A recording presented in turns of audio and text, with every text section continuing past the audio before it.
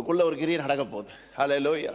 சில பேருக்கு ஐயோ பாஸ்டர் என்ன பாஸ்டர் உண்மையெல்லாம் பேசுகிறீங்க, இன்னைக்கு உண்மை என்னைக்கு இருந்தாலும் மறைக்கவே படாது. ஹல்லேலூயா.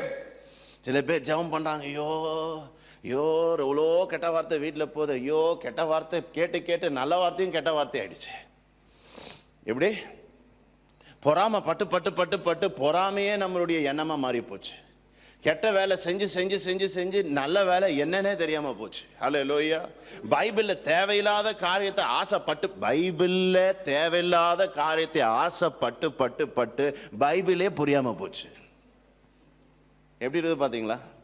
நம்ம எங்கே வந்து நின்றுருக்கோம் பாருங்கள். 2025 சபைகள் எங்கே வந்து நின்றுருக்குதுன்னா, பைபிள் இருக்கிற கரெக்டான விஷயத்தை தப்பான பிடிச்சி பைபிளே புரியாமல் இருக்கிறாங்க நிறைய பேர்.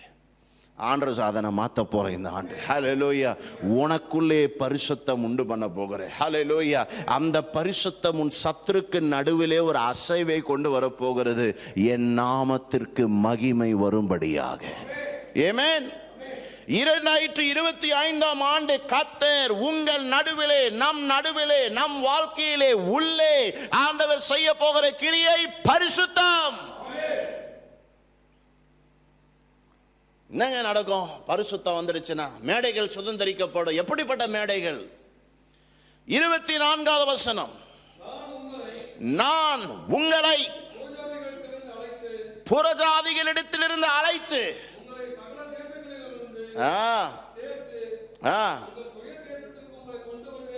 நீங்க பண்ண பரிசுத்த பிரச்சனைனால நீங்க உங்க கோஷ்டி உலகத்தில் இருக்கிற பாவத்தை பிரதிபலிக்கிற கோஷ்டிங்களோட செஞ்சு நீங்க போட்ட கோஷ்டி நிமித்தம் எல்லா இடத்துலையும் சிதறி போயிட்டீங்க. அதாவது நீங்க இருக்க வேண்டிய இடத்துல நீங்க இல்லை, பண்ண வேண்டிய வேலையில பண்ணல, இருக்க வேண்டிய ஐஸ்வர்யம் இல்லை, எல்லாம் சிதறடிக்கப்பட்டு விட்டீர்கள். புரியுதா செய்தி? நீங்க இருக்க வேண்டிய நிலம், வாங்க வேண்டிய வீடு, ஓட்ட வேண்டிய கார் இப்ப புரியும். இன்னும் நீங்க ஓட்டலை, இன்னும் நீங்க வாங்கலை, இன்னும் நீங்க பார்க்கல. ஏன்னா அதை விட்டு தூரமா இருக்கிறீங்க. ஆண்டவர் சொல்ற, நான் எல்லாத்தையும் உங்களுடைய நிலத்துக்கு கொண்டு வர போகிறேன். ஹல்லேலூயா. எவ்வளவு தூரமாய் நீ சிதறடிக்கப்பட்டிருந்தாலும், எவ்வளவு தாமதமாய் உன் காரியங்கள் நிறை குறையாய் மாற்றப்பட்டிருந்தாலும், 2025 ஆண்டு உனக்குள்ளாய் கர்த்தர் செய்ய போகிற இந்த பரிசுத்தம் என்ற கிரியை உன்னுடைய நிலத்தை, உன்னுடைய பூமியை, உன்னுடைய ஆசீர்வாதத்தை உன் கைகளில் மீண்டுமாய் கொடுக்கும். Amen. I will bring into your own land. Hallelujah. ஒன்ன உன் இடத்திற்கு கொண்டு போவென்றார் ஆண்டவர். Hallelujah. சொல்றேன் பாருங்க, நல்லா கவனிச்சுக்கோங்க. பரிசுத்தத்தை நீங்கள் நாடி தேடி வாஞ்சித்து அதற்காய் ஜெபிப்பீர்கள் என்றால் நீ இருக்கிற வேண்டிய இடத்துல நீ என்றைக்கும் இருப்ப. Hallelujah. உன் பிள்ளைகள் இருக்க வேண்டிய இடத்தில் அவர்கள் என்றைக்கும் இருப்பார்கள். Hallelujah.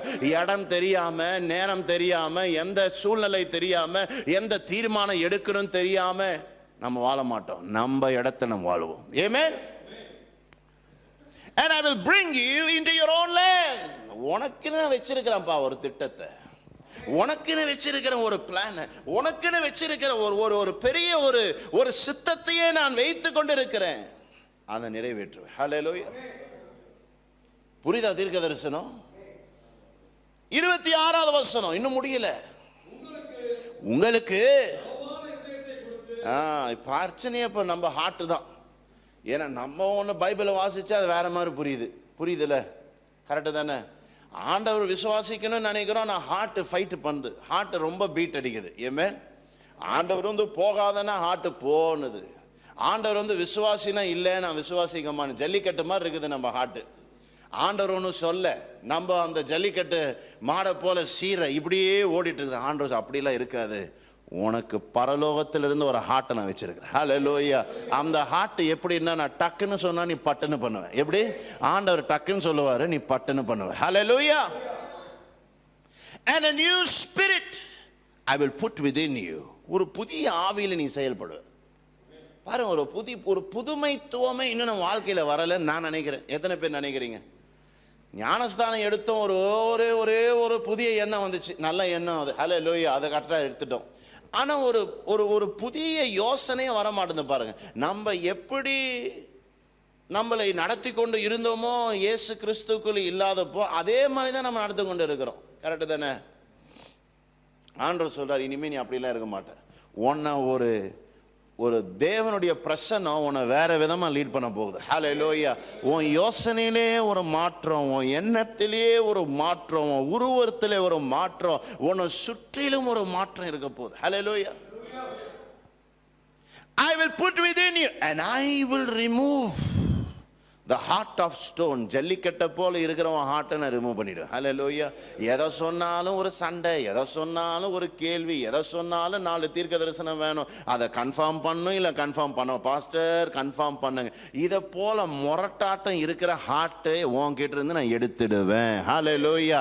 நான் பேசும்போது உனக்கு தெளிவா கேட்கும். ஆமென். அது கேட்கும் போது நீ தெளிவா பண்ணுவ. ஹல்லேலூயா. இதற்கு விரோதமா இருக்கிற எல்லா ஹார்ட், அந்த ஹார்ட்டுக்கு ஆண்டவர் டைட்டில் கொடுக்கிறாரு ஸ்டோன். அதை நான் தூக்கி எறிய போறேன். ஆமென். And I will put my spirit within you. மறுபடியும் சொல்றாரு பாருங்க. And cause you to walk. அந்த வசனத்தை வாசிங்க. உங்கள் உள்ளத்திலே ஒரு புதிதான, எல்லாம் சொல்லுங்க, புதிதான கட்டளையிட்டு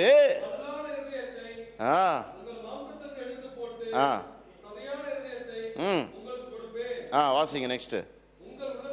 உங்கள் உள்ளத்திலே வைத்து நடக்க சொல்லி கொடுப்பாரு உங்களை. 2025 இந்த 2025 உன்னை பரிசுத்தம் படுத்துவது மாத்திரம் அல்லங்க, நீ அந்த மேடையை சுதந்தரிப்பதற்கு முன்பதாய், மலைகளை சுதந்தரிப்பதற்கு முன்பதாக கர்த்தருடைய ஆவியானவர் உன்னை நடக்க சொல்லி கொடுப்பார். He will teach you to walk. எப்படி பண்ணணும், இதை எப்படி இதை ஹேண்டில் பண்ணணும், எப்படி இந்த சூறாவளியை ஹேண்டில் பண்ணணும், எப்படி இதை சரி செய்யணும், உனக்கு கற்றுக் கொடுப்பார். ஆமென். கண்டினியூ பண்ணுங்க. என் நியாயங்களை கைக்கொள்ளவும். பரிசுத்தம் என்னென்ன பண்ண வைக்குது பாருங்க. பரிசுத்தம் உன்னை தேவன் பரிசுத்தர் என்று மாத்திரம் என்ன விடாதுங்க.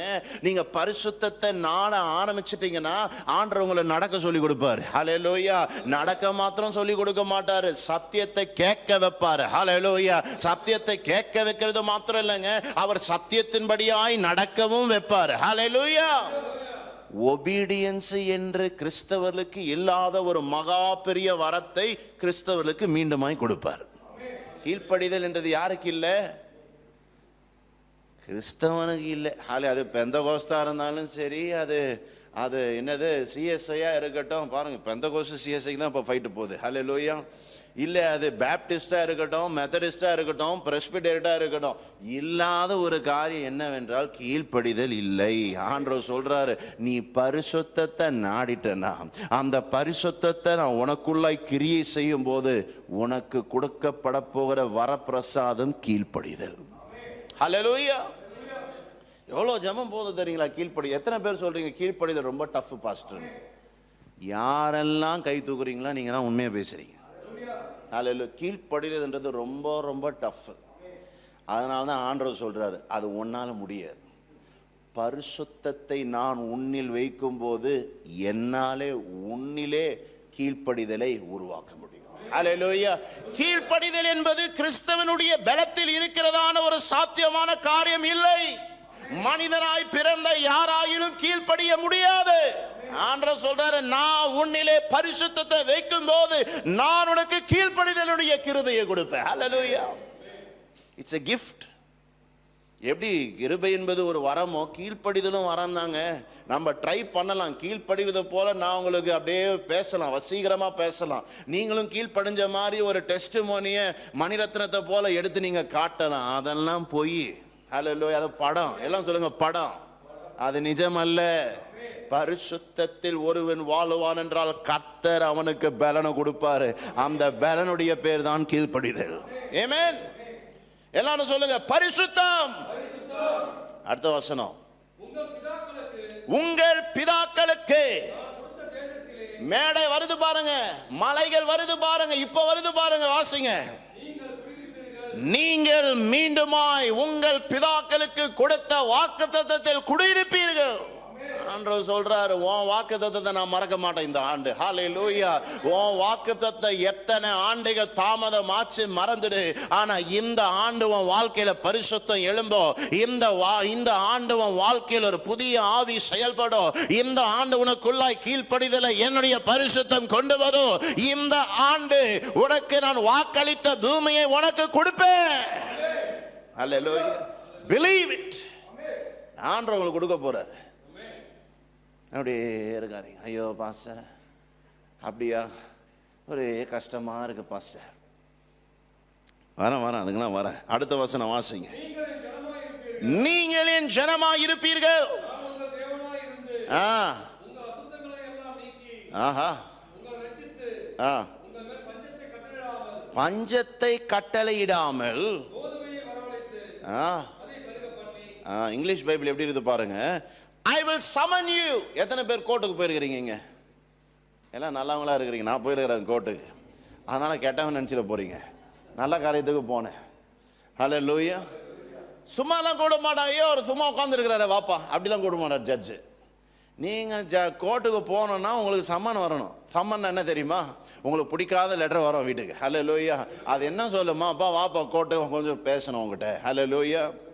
நீ சில விஷயம் தப்பாக பண்ணியிருக்கிற, அது உங்களோட கிளாரிஃபை பண்ணணும். ஏமேன். எத்தனை பேருக்கு வந்திருக்குது? கை தூக்காதீங்க, சொல்கிறேன். சம்மன் வரும், வீடு தேடி வரும். வாப்பா இன்னைக்கு இந்த தேதியில் உனக்கு அப்பாயின்மெண்ட் இருக்குது. ஆண்டவர் சொல்றாரு, உனக்கு நான் சம்மன் கொடுக்குறேன். ஹல்லேலூயா. ஹெவன்ல இருந்து ஒரு சம்மன் 2025 உங்களுக்கு வருது. அது எப்படிப்பட்ட சம்மன் என்றால், பஞ்சத்தை கொடுக்கிற சம்மன் அல்ல, உன் சம்பளத்தின் மேல கை வைக்கிற சமன் அல்ல, உன்னை பயமுடுத்துகிற சமன் அல்ல. ஆண்டவர் சொல்றாரு அபண்டன்ட் சமன். ஹல்லேலூயா. அதாவது நீ பெருகவும் நீ பலுகவும் உன்னுடைய காரியங்கள் ஆசீர்வதிக்கப்படும் பக்கத்தான ஒரு சமனை நான் அனுப்ப போகிறேன். ஹல்லேலூயா. I will summon the grain and make it abundant. உன்னுடைய கையின் கிரியை மேல ஆண்டவர் ஒரு சம்மன் அனுப்ப போறார். ஹல்லேலூயா. நீ தொட்டதெல்லாம் வாய்க்கோ, நீ பேசுகிறதெல்லாம் வாய்க்கோ, நீ வந்து மரத்தை தொட்டா தங்கமா மாறும். ஹல்லேலூயா. நீ ஜனங்களை தொட்டா ஜனங்கள் தேவனால் ஆசீர்வதிக்கப்படுவார்கள். I will summon blessing. எல்லாத்துக்கும் ஒரே ஒரு மூளை பொருள் தான் பாருங்க, பரிசுத்தம்.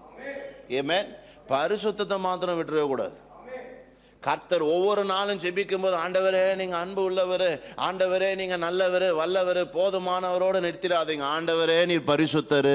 ஹல்லேலூயா. சேராபீன்களும் கேராபீன்களும் என்ன சும்மா வேலை இல்லாமையா பரிசுத்தர் பரிசுத்தர் பரிசுத்தர்னு சொல்றாங்க? ஏன் ஆண்டவரே லவ் யூன்னு சொல்லலாமே? ஏன் ஆண்டவரே நீர் பெரியவர், ஆண்டவரே அழகுள்ளவர், ஆண்டவரே நீர் மகிமையான்னு சொல்லலாமா? அதெல்லாம் விட்டுட்டு தேவனாய் கர்த்தரை பார்த்து நீர் பரிசுத்தர் பரிசுத்தர் பரிசுத்தர் பரிசுத்தர் ஏன் சொல்றாங்கன்னா, பரிசுத்தத்துல தான் ஆசீர்வாதம் இருக்கு. ஹல்லேலூயா. பரிசுத்தத்துல தான் கீழ்ப்படிதல் இருக்குது. ஹல்லேலூயா. பரிசுத்தத்துல தான் உன்னுடைய மனம் புதிதாக்கப்படும். ஹல்லேலூயா. பரிசுத்தத்துல தான் தேவன் வாழ்கிறார். வாஞ்சிங்க. அதை வாஞ்சித்து வாஞ்சித்து வாஞ்சித்து எப்படி மானானது நீரோடையை தேடி கதறுதோ அப்படி பரிசுத்தத்தை நீங்க தேடணும். அது பரிசுத்தத்தை பார்த்து நீங்க வரவேற்கணும். ஆமென்.